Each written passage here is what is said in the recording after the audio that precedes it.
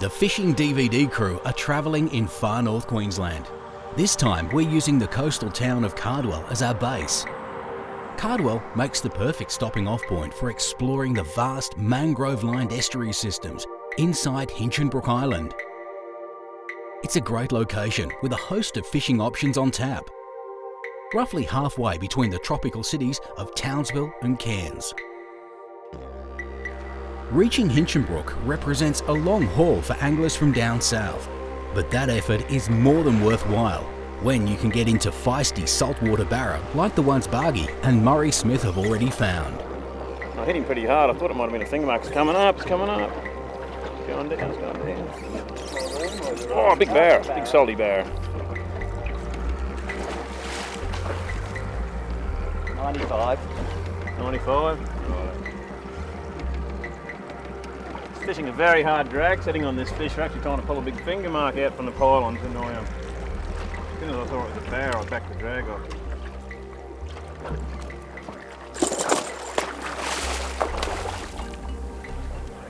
Not quite done yet. Not quite ready.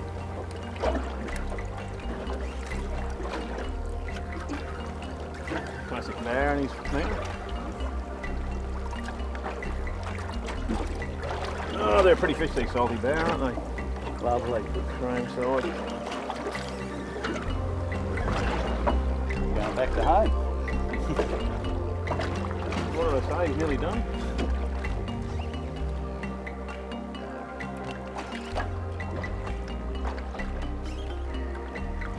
One of my favourite forms of fishing, Murray, is deep trolling. A lot of people don't like trolling lures, but I'll tell you what, it produces the goods on a slow day. Sorry, mate. Come around behind. Excuse me. Did you see bait on the sounder when we trolled past that pylon? Bit of bait, yeah. Yeah, okay.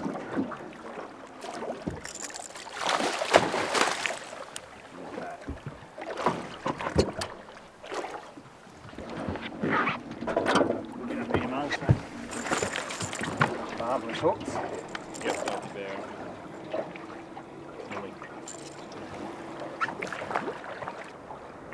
Beautiful cranefish, isn't it? It's well worth taking time to revive these fish and release, and they're very important breeders, these barramundi around that 80 to 90 centimetre, metre 20 mark. They're all big females, produce a lot of eggs. So.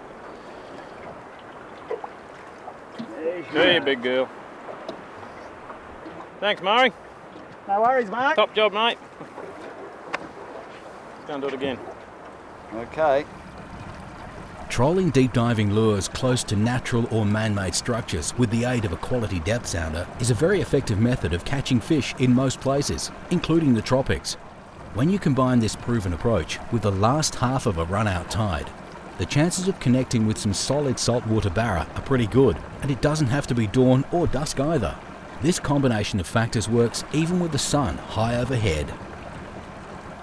It's the middle of the day now, so we thought the fish are going to be hanging a lot deeper in the water column. So what we've done, we've got some 20 plus lures, some classic barras and some Killalure 20s. We're going to do some deep trolling along some structure, using the Lowrance sounder to actually pick fish up and then troll lures, work the lures through that structure and try and get a bite. We've already got one fish and we've been fishing about 5 minutes, so it's a technique that really works. A lot of people don't like trolling, they'd rather cast, but I'll tell you what, getting a lure down and keeping it down deep in that structure is a sure way to get a big bite from a barra or a finger mark in this country. So that's what we're going to keep doing, and hopefully get a few more big fish. This trip has become something of an annual pilgrimage for Bargy and Muzz. They've honed trolling in these areas down to a fine art. This sort of trolling is a team effort too, and part of the reason why the guys are so successful is that they're constantly comparing notes and conveying fish catching information to each other while they're out on the water. In particular, the helmsman needs to closely monitor that depth sounder screen. Definitely got there, Murray. We're 20 foot.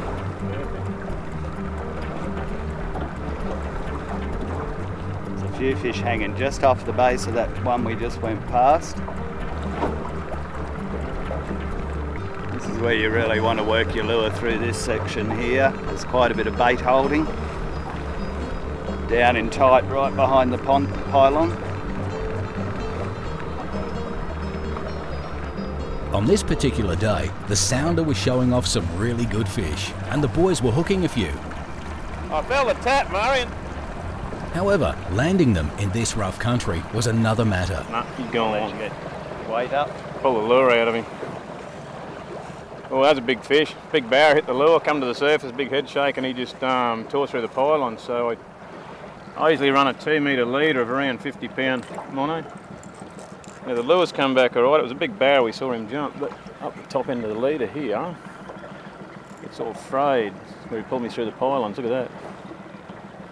Very lucky it didn't get over, cut the braid off, but I'll check that lure and the braid. I might have to retie it. Bugger, we lost one, Muzz. That happens, mate. That's fine. Do it again. We'll, while you get set up, I'll run back down a little bit. There's no doubt that there's some big things that live down there. Muzz experienced a similar problem, also ending up with a one that got away story. You have a pull on there. Oh, And you'll also see a little bit of thumb burn there from thumbing it at the same time, and it still wasn't enough. But that's why we do it. Murray, we brought this for a special occasion for you. 80 pound braid, Daiwa jig rod on a S-Extreme Saltiga. What do you reckon? You might want to tie a rope around your waist though, just to make sure you don't end up in the water with it. We might just run the 80 pound straight to the lure. That will be fine. It'll certainly help the lure to get down there quick. The weakest link now is going to be the hooks on the lure. I'd say we'll straighten some out, but you never know. If you get 3 trebles into a fish, you're going to have a chance of turning him. Oh, this is a weapon of a rod.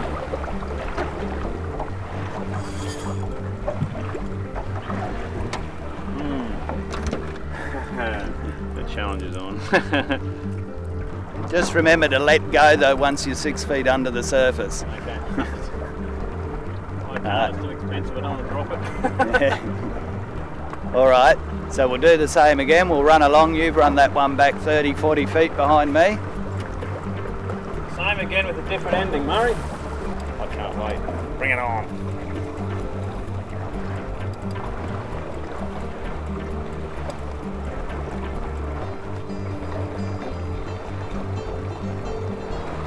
Not a bad troll rod, Murray.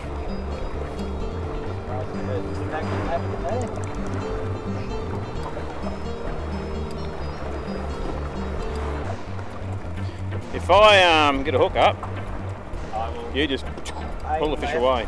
Yep. Accelerate.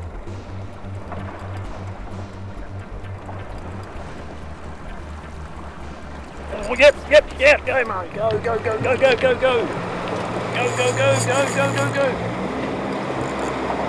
Oh, big bear. Go, Murray, go. Oh. Righto, mother. Right. Oh, this is brutal.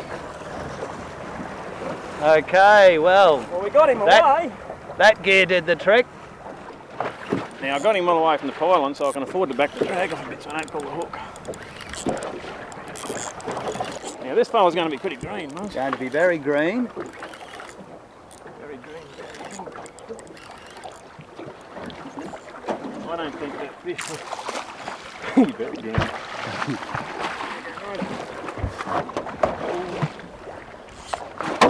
Woo! 1 minute metre bower, not bad at all. I've got to get me one of these outfits, I like that. That's really good.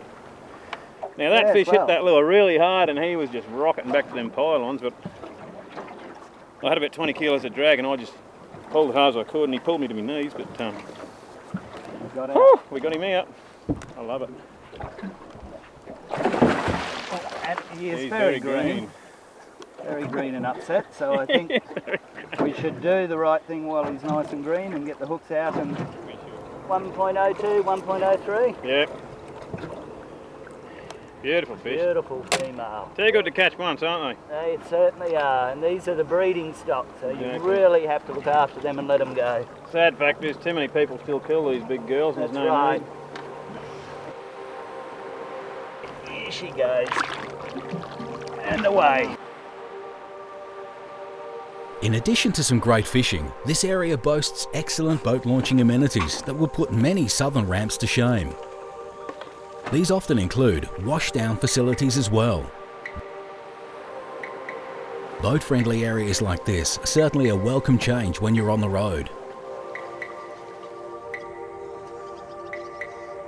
A number of rivers and creeks run down to the coast from the ruggedly rainforested Cardwell Range into one of the most extensive mangrove systems on the entire east coast. This topography not only creates gorgeous scenery, it also makes for highly fertile, fish-rich inshore waters. It truly is a magnificent part of the world. Besides watching the depth sounder closely to monitor water depth, structure and the presence of any obvious fish, there are a few other important things to note when you're trolling lures for barramundi. Speed is one of them. Murray, that's a good slow troll speed for barramundi now. I think a lot of people troll way too fast for these fish, don't you think? Oh, definitely, Bargy. You know, the slower the better. You want your lure staying in the strike zone as long as possible. So sometimes it even pays if you hit a bit of bottom with some fish around it and you feel some bumps on your lure, you can even knock it out of gear. Just drop your rod back and then work it forward again. Don't you think? Oh, exactly, yeah. A lot of barramundi you hit on the slack line when you jig troll your lure or you slow right down. It seems to really make them attack a lure and respond. So that's what we want.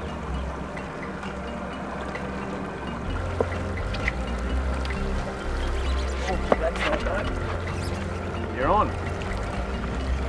Just trying to go into those trees.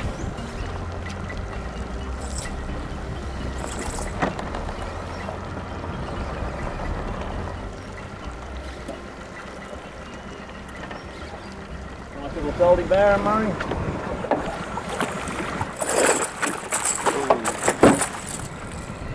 Well done, Murray. Very good. One thing to be really careful of when landing a barramundi with a net, that the fish doesn't hook the lure in the net and jump out, pull the hooks, which I've seen quite a few times.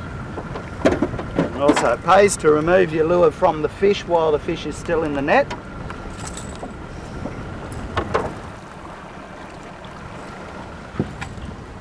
Okay. Nice little salty.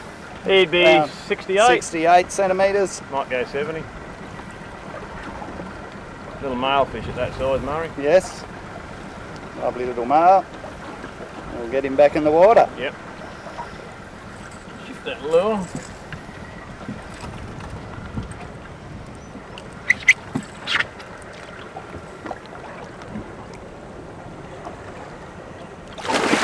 Lovely and healthy. There he goes. Tide's still pretty high in the mangroves when we're trolling the drop-off. I think another hour or two when the tide gets out of the mangroves, a lot of those fish are going to come out and sit along this drop-off, and that's going to be our best chance of getting some bites then. Oh, I agree totally, Bargy. That's what we need to let the tide get down a little bit further, and then we'll start working the rocky points. Yep. Looking for the eddies and that, because the fish will move out of the trees and go and sit in on those eddies. Definitely, yeah. All the bait's going to come out, all the prawns and mullet and herring, so... Yeah, the tide's still right up into the top of the bank there at present, so... Yeah. We'll just kill a few hours and then it'll be good. Sounds like a plan.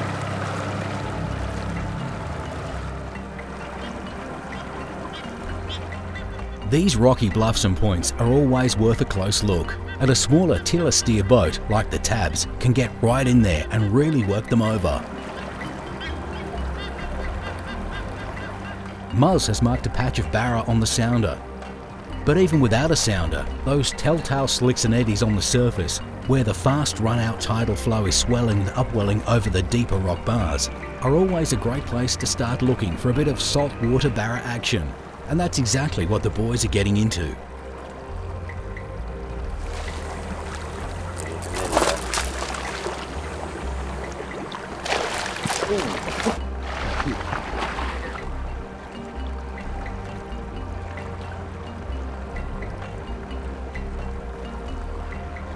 Deep trolling surely works, mate, doesn't it? It does indeed. Sorry about your seat, doesn't it? Very drawn out fish, Murray, aren't they? These salty barra, they're not like impoundment fish that are big and fat. These are Very lean from swimming in that current that we've been working. okay. Nice fish, Mars. He'd be around the 68, same as the last one. A bit 68 or leaner, so. this guy. Well done, Murray. Nice little lean fish. A male fish. A male fish, yes. All right, we'll get him back in the water.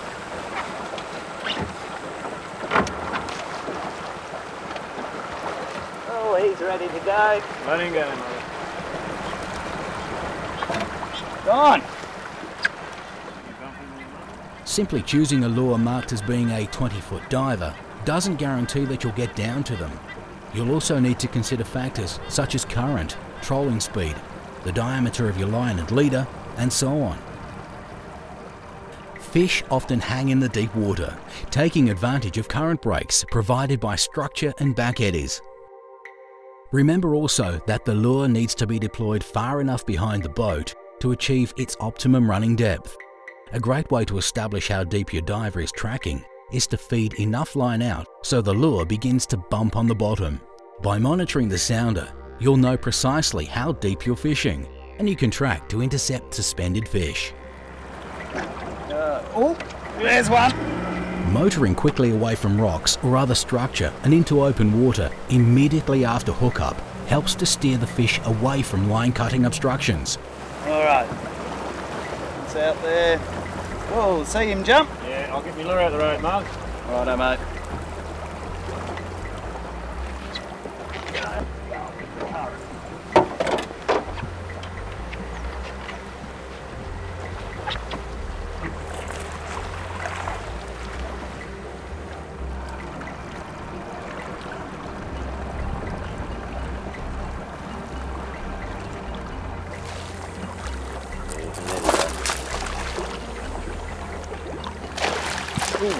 I nearly got away, didn't he?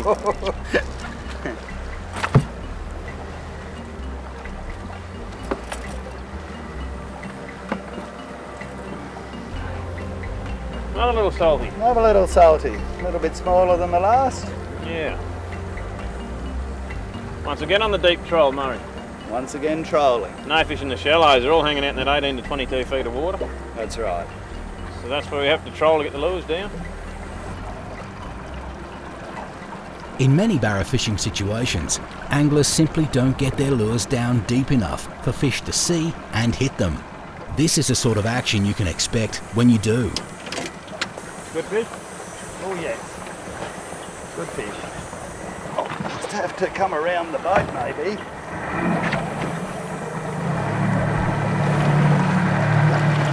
Okay. What are you calling for, Murray? I'm not calling him at all at present.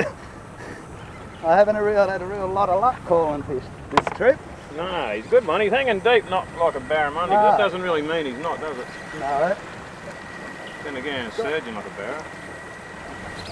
So a bit of colour there, and I think it's a barra, but I didn't. It's a barra. It's a barra. Just a different fighting one. Hook to the top of the head, see? That's right. Oh, not quite ready yet, mate. I'll leave him to you. Yeah. You're right.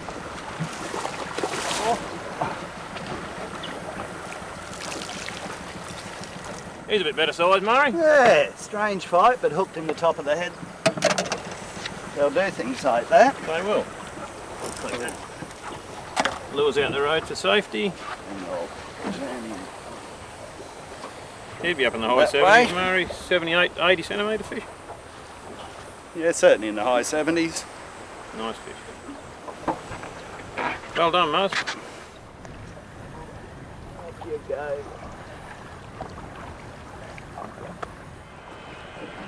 I think sometimes too much jig trolling makes it. Oh, yep, it happened. It happened. It happened. Better go back, Muzz. Why is that? Pulled a lot of line out, Murray, over that point. Out of there. How's that looking?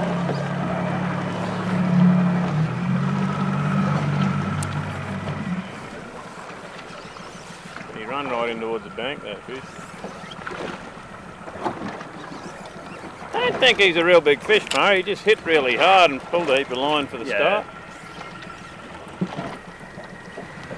Oh, I could be wrong.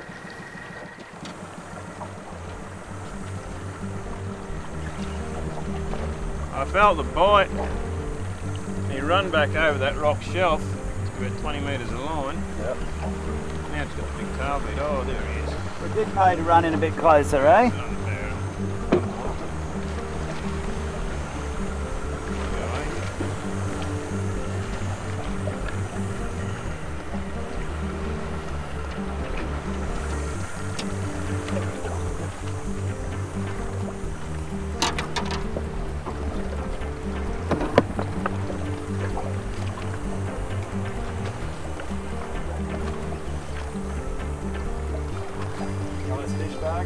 Yeah, I reckon it'll go 80 muzz this one. He's probably jumped yet, no?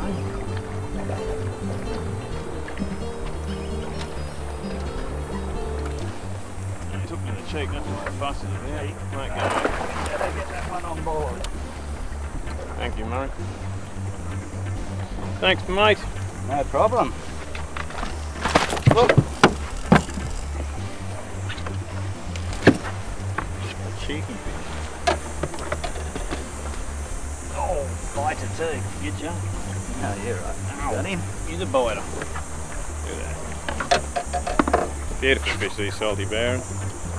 Don't forget those deep diving lures the next time you're chasing saltwater barra.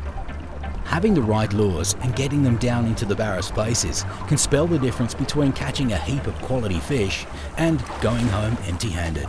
See you, mate. Down he goes.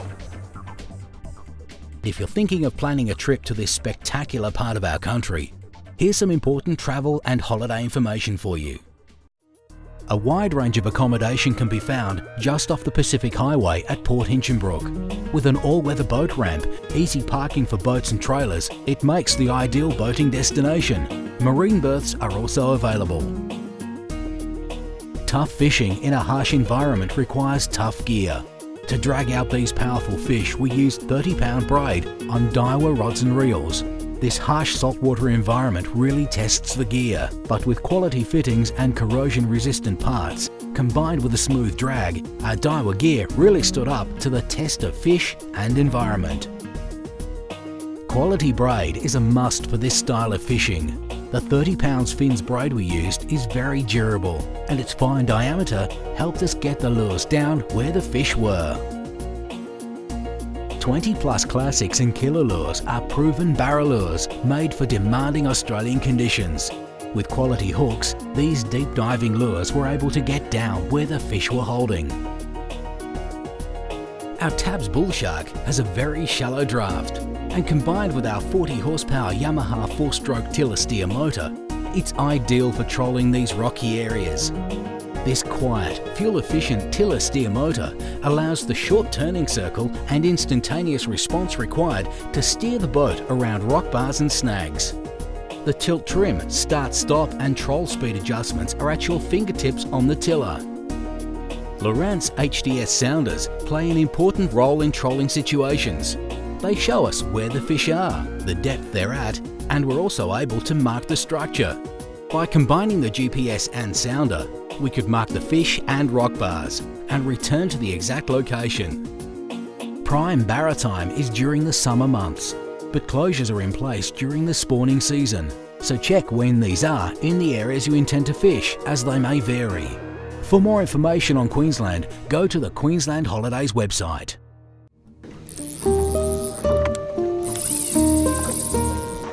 I've seen them on flats all around the country, but nowhere near the size you got here. Harvey Bay, yeah. And nowhere near the size. They're all good fish, definitely, yeah. Of course, it doesn't hurt to have some local knowledge either, and Bargy knows these wide bay waters inside out.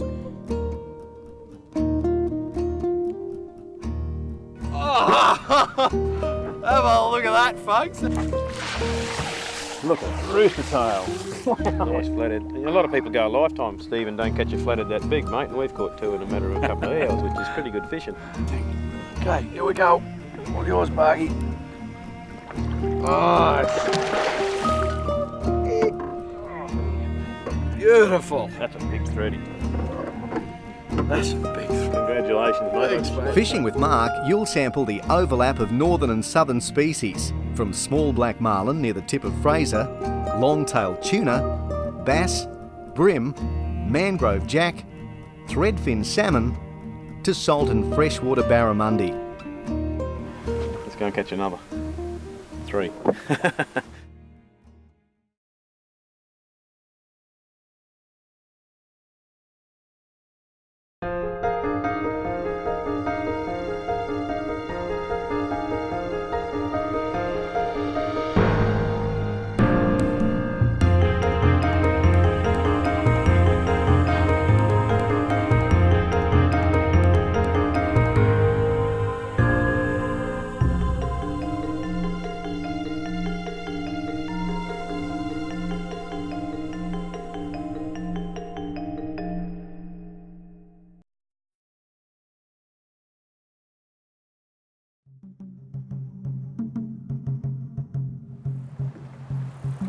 G'day. A successful fishing trip is based on a number of factors. Confidence in your technique, familiarity with the species that you're chasing, and an understanding of the tackle that you're using. But you know, one of the biggest confidence builders that I've seen in all my years of fishing is Lowrance's new Structure Scan system. Have a look now as gun freshwater angler Dave Silver checks out some of these time-proven Murray cod spots using Lowrance's new Structure Scan. This will really open your eyes. Well, this is pretty exciting, guys. I've been fishing this spot for 15, nearly 20 years. I've always caught a lot of good Murray cod in this particular area. So we've been looking at this in years gone by in just a normal sonar picture, which gives us our trees and all that sort of stuff. We've seen the rise from the bottom up about metre and a bit, and never really known what it's been, whether it's actual trees or a bit of reef structure or rock structure. But now I'm convinced, after using this side scan and down scan imaging, that we're actually sitting over the top of two sunken barges. We've got them on our Structure Scan and they're off to the left-hand side of the boat now, and it's just amazing what we're actually seeing. You can see the ribs of the actual barge itself, the two barges. You can see a bit of a deck on both of them, and it's still in relatively good condition for being down there for God knows how many years. So we've got on our down scan as well as our Structure Scan, and it's really, really exciting for me to actually work out what I've been fishing over for all these years.